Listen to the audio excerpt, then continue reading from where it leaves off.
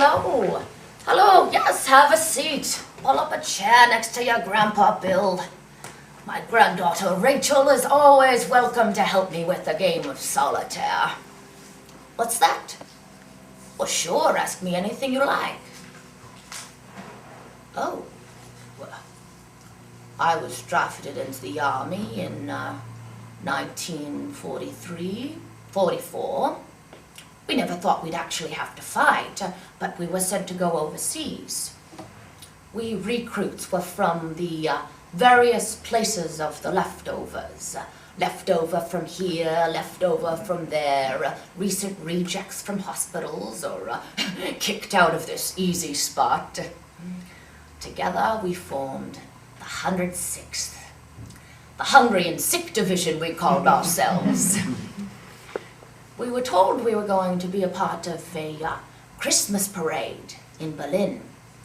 We were part of the mop-up team, sort of, tidy things up after the real activity, because we knew we were inept. I had the feeling of being a traveler at the government's expense. Of course, separated from my wife and infant, not quite pleased, but the war was on its way to an end. Very definitely, that was the feeling.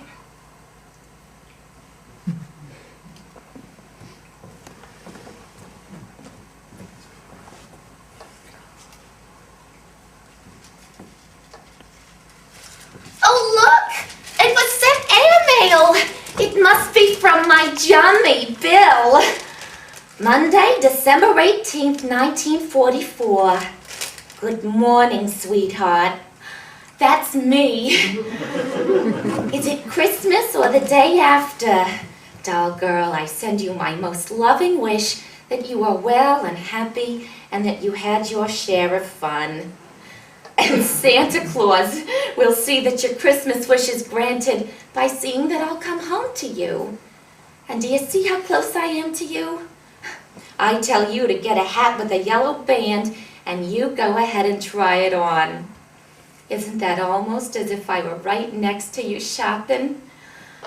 Remember, that's where I always am, right next to you, even though you can't see me. And Jummy, that's how I want you to spend your time, as if I were there with you. Come, a little make-believe is better than moping. You've got friends to go out with. Get someone to take you out New Year's, because I love you.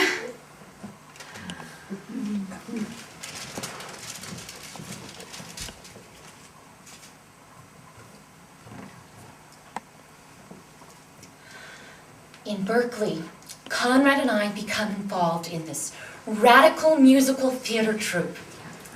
The Floating Lotus Magic Opera Company performs in an amphitheater underneath tall trees through which we can see the stars. Our performances have strange, lovely music, choreography, and poetry that creates magical synchronicity. I feel I'm back at the birth of drama.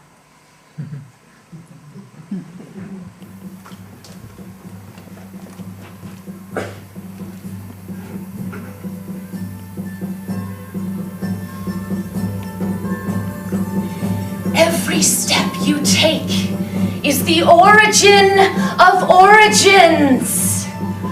Tatu natuka. Snakehead, I see swerving. Karaka, karaka. In each space, your body blooms. Brah, brah. This lightning swirl flashes down to your brain swirl. Waves rise up from waves and fall, heaving into silence. There is no one here. And there is someone. Your eye is streaking comet. You are born out of your heart. Your heart is booming ocean. Oh, once born man, with your head that goes whoosh-sha, with your eyes that go stru-wah, with your gestures that cut, cut, with your cock-hard shrine that throbs.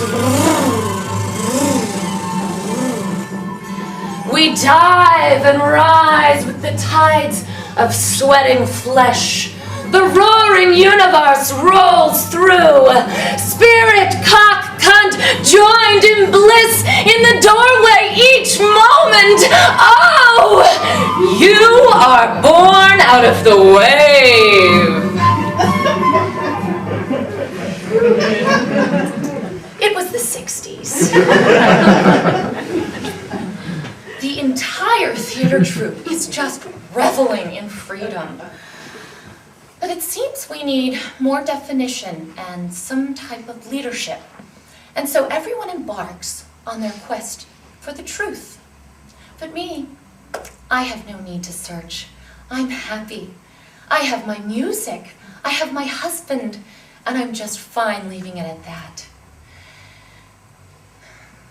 Music brings me to the truth.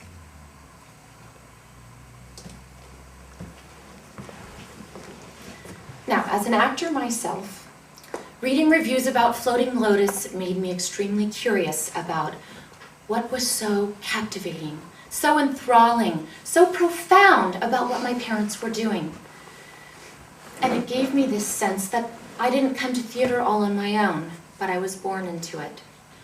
That it's in my blood on a cellular level. I am an actor in the same way that I am female. I did not choose it. I did not invite it. I simply am. A girl, a sister, a daughter, an actor. And so it was with my mother and her music. That is, until a mysterious man came along and changed everything.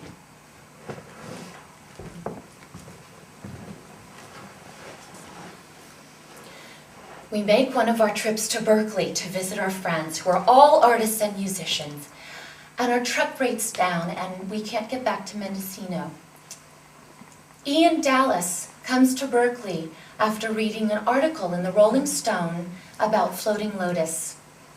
Some people go to pick him up at the airport, and there he is, this tall, lanky man in a beard and suit. He is incredibly charismatic. He spins yarns about most of the superstars of the time. He tells us he knows the Beatles, Edith Piaf, Jean-Paul Sartre, and Bob Dylan.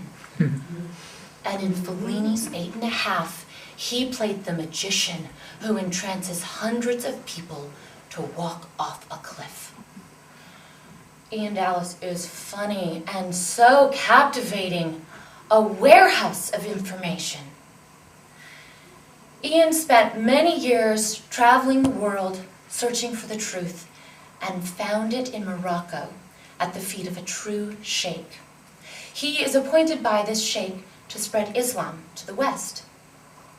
He feels he has found kindred spirits in the Floating Lotus.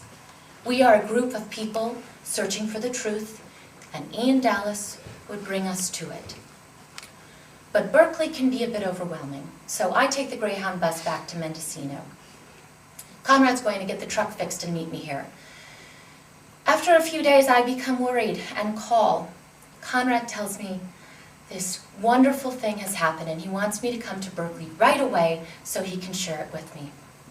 When I arrive, Conrad is beatific and glowing. And I think, oh no.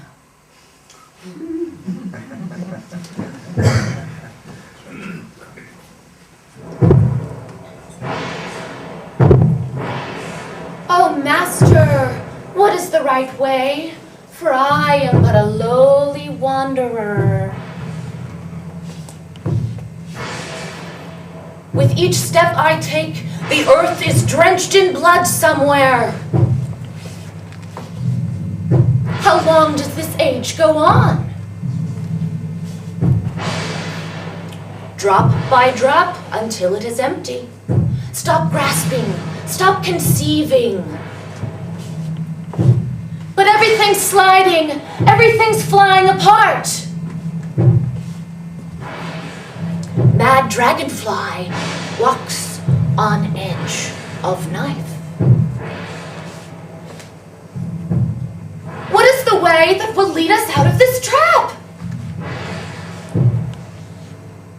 Jars of hot honey bubbling on the windowsill.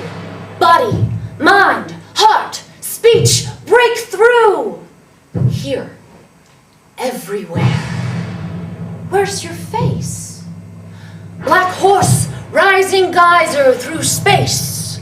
Space. Space clang of a warlord. Drift of a leaf. O cave of enlightenment, open, arise. O spark of consciousness, ignite, arise. O mind of man, rise to the divine size of the planet. Yes, yes, I embrace you. I embrace you. Am I enlightened now?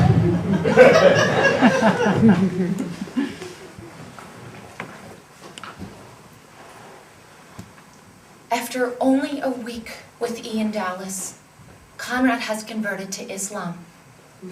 When he tells me, I just start hitting him. How can you do this? How can you do this to me? I'm Jewish. Then I learned that in Islam there are 3 sacred laws. No drugs, no alcohol, and no adultery. And I think, okay, this doesn't sound so bad. And I think that if all the religions are like different languages, and if the truth is the truth is the truth, then all roads lead to Rome, and I can just hang with this until Conrad gets through what I think is just a phase. I stay in the background for a long time, but Ian Dallas never forgets that I'm Jewish.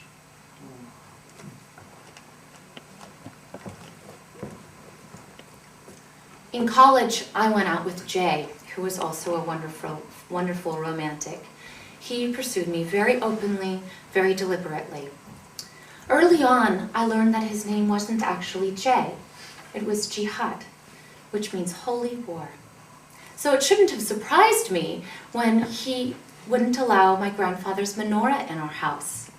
He furiously objected because it displayed the Star of David.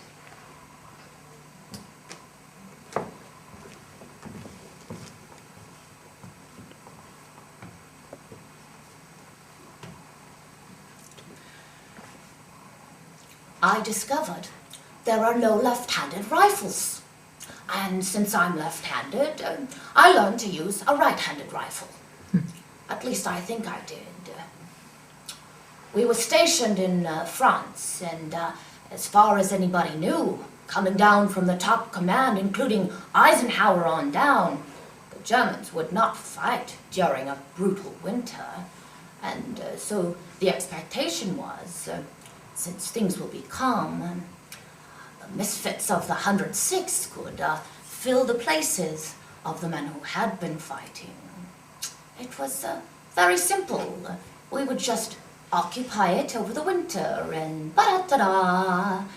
It was very, very simple. The Germans just decided to follow a different plan. They decided the worst time of the year that they would attempt to make a breakthrough. How close the Germans were, we didn't know until it was over.